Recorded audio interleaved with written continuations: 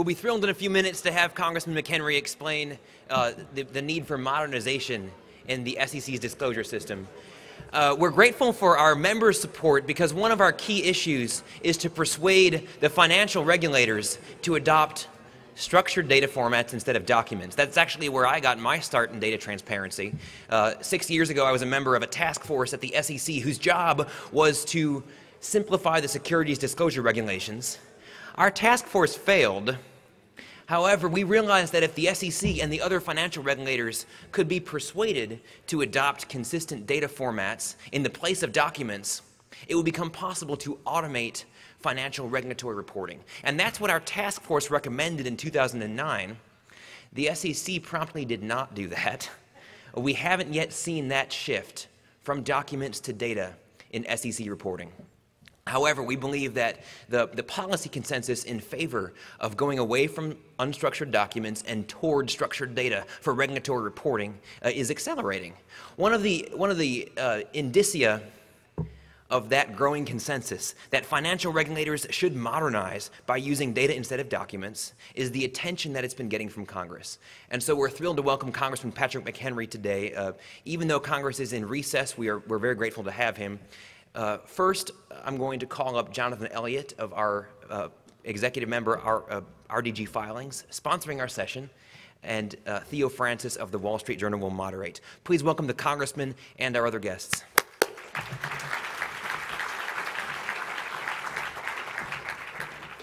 Hudson just did most of my job for me, so I will give you the short version. Research Data Group and RDG Filings is a member of the Data Transparency Coalition, and we have been working with structured data and compliance services as our core businesses for over 30 years. We provide data reports to over 1,500 companies each year in a variety of areas, including executive compensation, company performance, custom peer group analysis, and we also provide several hundred companies each year with EDGAR and XBRL filing services. So we see quite a bit of turmoil in particularly the XBRL arena with the SEC, and the need for modernization is imminent.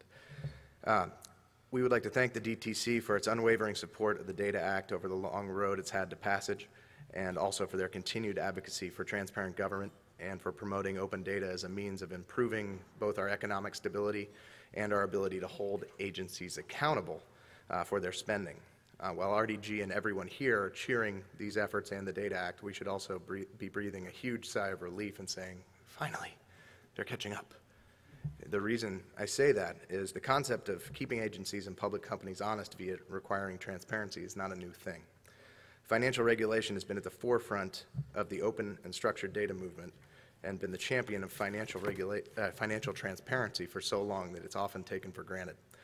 The need for open data and financial regulation demonstrates the fact that one of the facts that everyone already knows. Without transparency, the abuse of any system is not only inevitable, but it's expected.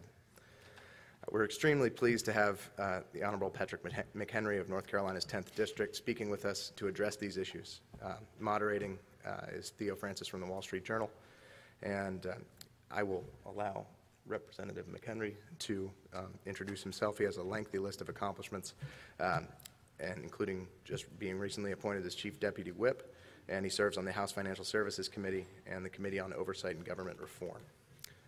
Look forward to hearing what he has to say. Thank you very much. Representative. Thank you, Jonathan. And when you said something about being short, it wasn't at my expense, and grateful for a small podium, being a small individual. But thank you all for being here. This is certainly an important subject matter, and for me, I've served, I'm now in my 5th term in Congress, and I'm a subcommittee chairman on the Financial Services Committee, where I've worked on oversight issues of the SEC, the CFPB, a variety of regulators, and spent a lot of time on this question of transparency in government. And spent a significant part of last Congress helping craft the Jobs Act, which was enacted into law in April of 2012. But I now have a new role. So rather than spend my time on policy after the shakeup with Congressman Cantor's unfortunate loss and his resignation as majority leader. We have a new majority leader, Kevin McCarthy of California, and now a new whip, Steve Scalise of McHenry, New Orleans, right outside of New Orleans, McHenry, Louisiana. And with the new whip, you have a new chief deputy whip, who is that position's number 4 in leadership among House Republicans, and it means that you count votes. So now people are much more familiar with the job of whip after Kevin Spacey in the House of Cards, right? Of course. And what I've found in my 3-month time being chief deputy whip is it's far easier to count votes and win votes when you're able to kill people. Now, I just wonder if that's going to make the Washington Post, since Kevin Spacey is in fact in town, and he actually might kill me. So, but today we're here to talk about something very important, and it's very important you're here in Washington to make your voice heard and to convey to policymakers the importance of data transparency. Now, I want to just go through a few things in my thinking and my approach on this. As I said, I helped craft the Jobs Act, and there are three main components that really aim to transform early-stage companies' access to capital and investors' discovery of entrepreneurs. And I want to talk about a few of those things. Obviously, the crowdfunding, the equity crowdfunding portion of the Jobs Act, Title III of the Jobs Act, is something I helped craft, and we're still waiting for the SEC to put forward regulations on this.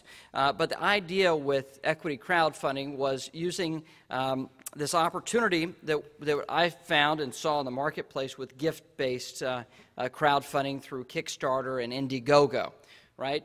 Invest in my idea. I'll give you the first product off the line, or a free T-shirt, or whatever else. You can just have that value of supporting an idea.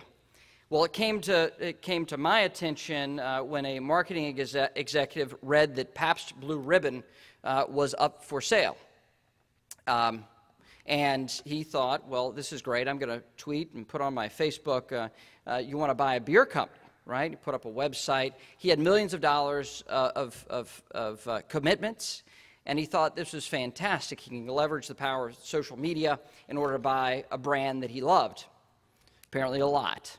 And so he thought he was doing well until federal agents paid a visit to his office, and he found out he was running counter to law. Long-standing law, by the way. And so the idea, by the way, of buying that Pabst Blue Ribbon and having Americans own it was something novel, very interesting, and reading about that gave me the idea of equity crowdfunding. Now, it's not my idea. A lot of other folks had this idea, but my interest in it came from there. Interestingly enough, as you know, Pabst Blue Ribbon wasn't bought through equity crowdfunding or raised by that. A Russian company last week just purchased Pabst Blue Ribbon. So that's a missed opportunity for American investors to own an American brand, no matter whether or not you personally like that taste. The idea is one that American individuals could actually own a piece of the company. Now, the other portions of the Jobs Act are ending the ban on general solicitation, which recognizes that actually raises the cost of capital for early-stage companies and entrepreneurs, and at the same time drives up the cost. So limiting access and driving up the cost. Now, Reg A Plus was to change, which is Title IV, change a provision that has been long-standing regulation through the SEC, raise the cap, and reform it so that it's not simply a dead letter in regulation, but an active way to raise capital. Those are three areas in particular that I think you'll recognize the idea of actually lowering the cost of something can actually provide enormous opportunity. So with that in mind, the question of open structured data complements very well these provisions within the Jobs Act. The idea of providing access at a lower price meshes up very nicely with the idea of open, transparent data and enabling the marketplace to better price and better understand what is in fact happening.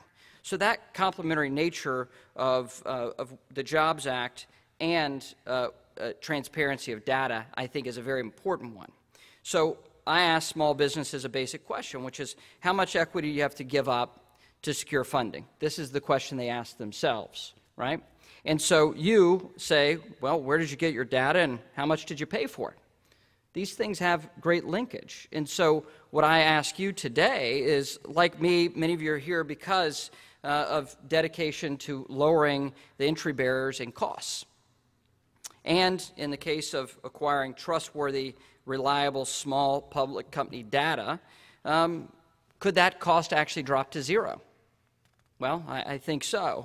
And so what I think is necessary is for the SEC to understand that there's this huge desire, that this is transformative, a transformative power that they have if they can just demand it. And demand it they should. And so I have the same frustration you have with the SEC. They need to be bold, and they should do more. And the commissioners, I think, should get this right and to push very hard. What I recognize is if you're a small company in the public markets, it's a very dangerous undertaking at the moment. You don't have the type of coverage you need. And so without better data to the marketplace, the market has a harder time pricing. So, and I think we also wrestle with this. When you look at the NFL, I'm not talking about the commissioner's press conference from last week or those other allegations, but when the NFL is providing more data on their players than the SEC is providing on public companies, that's deeply troublesome. And when I can find a fourth option wide receiver, all the data I need on whether or not to start that player this week in my fantasy football league, yet I see a company with a market cap of $450 million and I can't get a damn bit of information about them, that is troublesome. And it is really perplexing to me as a policymaker why we haven't had the SEC move forward, push, demand, be bold about it, and really raise this question and demand the answers. And that's what I've tried to do in terms of my work in Congress. Now, everybody comes to your conference and makes the Moneyball reference. I'm not going to do that. Okay? You're welcome. The one thing I will say, though, and this is something that I'm deeply concerned about as a matter of public policy, is we actually have a challenge with our human capitalization rate in this country. And let me walk you through my thinking of it. If you're a kid with talent born in Canada today, you have a talent for the game of hockey. Canada has a system to find you. No Wayne Gretzky is going to be unfound in the land of Canada, right? They have a system to bring them through and to nurture them. What we have to have as a matter of public policy, public interest, and really focus has to be taking entrepreneurs through that same system here in the United States that Canada puts their kids through if they're talented in hockey. Now, I'm not a hockey player, but it is an interesting analogy to think about. And if we can't bring folks through and raise our capitalization rate, we're going to have economic challenges going forward. And so I bring this to you because, as a matter of transparency, you're aiding entrepreneurs. You're aiding small-cap, micro-cap companies, especially, as well as investors in those larger companies. And that's very important. And I think the motivation, the movement around the globe is for more freedom of data. And so we need the SEC to come into this century, or at least the later stages of last century in terms of technology, and we need to make sure that we actually get this change we need. So I end with this. Members of Congress, the staff at the SEC, and the commissioners at the SEC, you have to have relationships with. I deal with this all the time when folks come to Washington and say, you know, I'm not a big campaign donor, so I don't have relationships on Capitol Hill. Well, that's not actually how it works. This is what people think from the outside. You should know your member of Congress, and you should, if your member of Congress isn't on the pertinent committees and the important committees for this subject matter, adopt someone, get to know them, bring them through the importance of this, and try to make sure that we have other folks that will lift, that will actually try to pull the wagon rather than simply ride in the wagon of policy. If we do this, if you do this, then we can actually get change at a faster rate through this public policy process. That's why it's important you come to Washington, and that's why you take the opportunity that the SEC presents with an open-door policy that they state, to sit down with the staff, to bring them along on what is modern technology, what is a great opportunity, and what could have a lasting impact for our country. So thank you for being here. Look forward to your questions.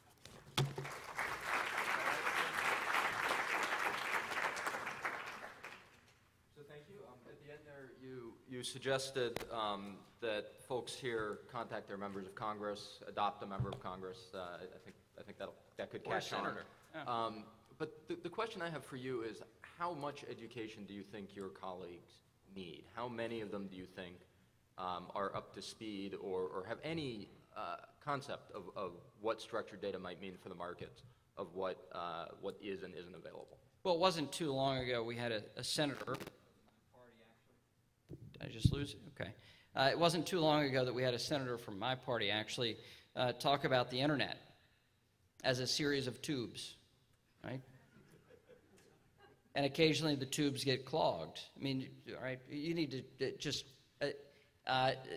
Google senator and a series of tubes. You will see it, right? Which is kind of to the dismay of someone like me or somebody who grew up with the assumption that you're going to use a computer. And so we still have a significant number of senators and members of Congress that don't have a computer on their desk, right? That's not the real world. And so we need to bring Congress up to date. I mean, we you know, traditionally government is a generation behind in technology. Our border entry Bureau, up until 2006, used a Windows 95 with a DOS prompt. 2006. So government really needs to be brought up to speed. The Obama administration has gone leaps and bounds forward in this, but it's still a very lurching bureaucracy. And in particular, the Securities and Exchange Commission has a great skepticism of technology. So a lot of work has to be done. A lot of work has to be done. One of the other things that you raised, of course, is the crowdfunding provisions of the Jobs Act. And much of the Jobs Act has been cast as really reducing the burden on especially early stage companies. There's an inherent tension, or there's often seen to be an inherent tension between reducing the burden and increasing transparency. And we see that now with HR 5405, which I know had a number of things in it. I believe you voted for it. One of the items in there I know a lot of people here are concerned about would essentially exempt most publicly traded companies on the small end from filing with structured data. I was hoping you could offer your observances there and also talk about how your goals with the Jobs Act of reducing complexity and the burden on companies meshes with the goal of increasing transparency. Well, the normal push and pull of regulation is a question of investor protection versus how affordable a capital raise is for the investor and for the company. And so that push and pull is sort of a natural tension. I think the way the SEC is attempting to collect data isn't cost-free, and they need to move dramatically forward in making sure it is a lower-cost method. You know, the Fitzpatrick bill had a number of provisions, a large number of provisions, and I fought to make significant changes to one in particular about the question of data, and didn't win that internal discussion. I'm going to keep moving forward so that we actually have a better understanding, that members of Congress have a better understanding of how important this is and what the breakthrough will be, not in the first, not in the short run, but in the medium term and the long term. That will be a huge transformation and will be far less burdensome than what people perceive the cost burdens would be for small companies or even large companies. And do you have any sense of what its prospects are over in the Senate? Been watching them for 10 years now. Yeah. Well, the Senate is a fickle beast. You can talk to all 100 senators and get confirmation that they would never in a million years do X, Y, or Z, and the next day they might have a bill that does X, Y, and Z and pass it unanimously. So it is a bit confounding to me being across the Capitol and see how the Senate operates. I don't have great insight, but on any given day the Senate does very little. So.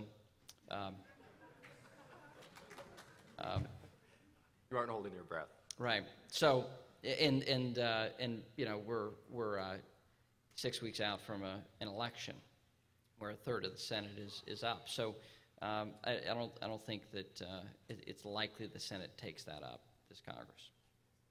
Within the Financial Services Committee, or maybe more broadly in the House, is there a core group of you that you feel are more up to speed on technology issues, on the importance of structured data? How is that conversation maintained within Congress, or is it something that's incidental to the rest of the work that all of you are doing? Well, Darrell Ice and I work closely together on this, and he is far more advanced than I am in terms of thinking about technology. And he is one of the most well-versed members of Congress when you talk about technology. It's very easy to see that visually when you walk into his office and see the patents on his wall. One of the few members of Congress to actually have a patent that he crafted himself. This is pretty amazing stuff. So Darrell and I work closely, but I think there's a larger group of folks that get it.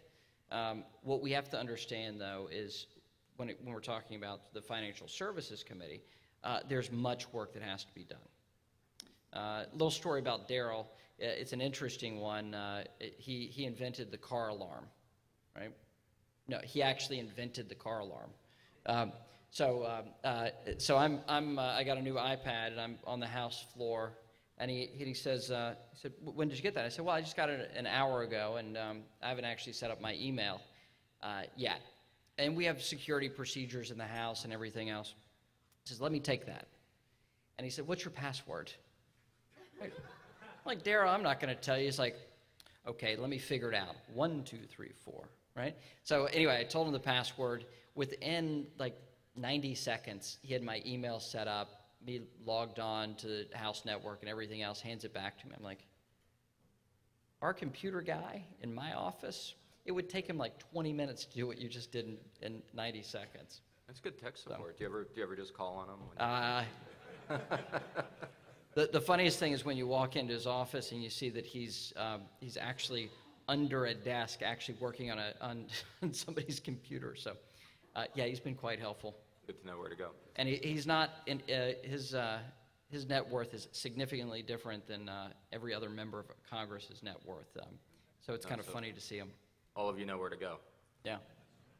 Well, thank you very much. I appreciate your time. Unless you have any other final remarks, I think we're actually don't have any sense of time up here. So I think we're getting close to the. Are we? Okay.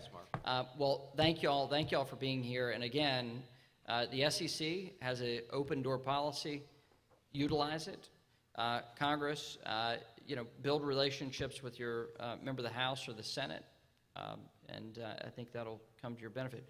Actually, somebody's raising their hand with a question. We have time if you want to. Okay. You do? All right. Okay, I think there are microphones out somewhere. Do we have any? Okay, shout. Go ahead.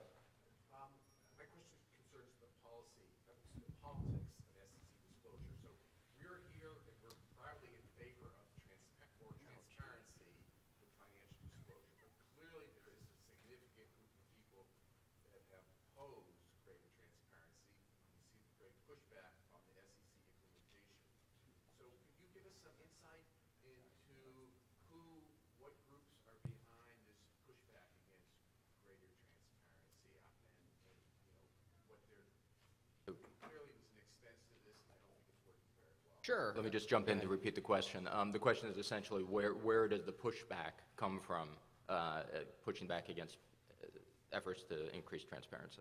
Well, momentum. There's been no movement on this, so established forces hold sway.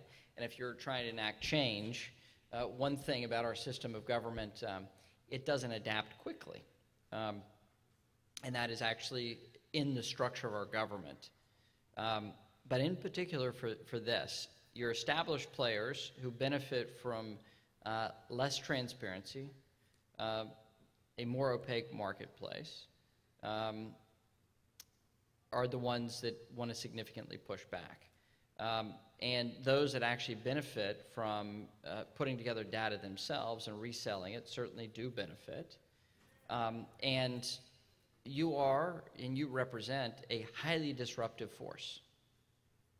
But as we found with the rest of the economy, these disruptions over the long term net us economic growth, economic potential, untapped economic potential. And so you can see who benefits from it, and those are the ones that are pushing most sincerely to keep their interest and their profit centers at play. Thank you, sir, for coming down to speak with us. It's Alex Lunsford with MarkLogic.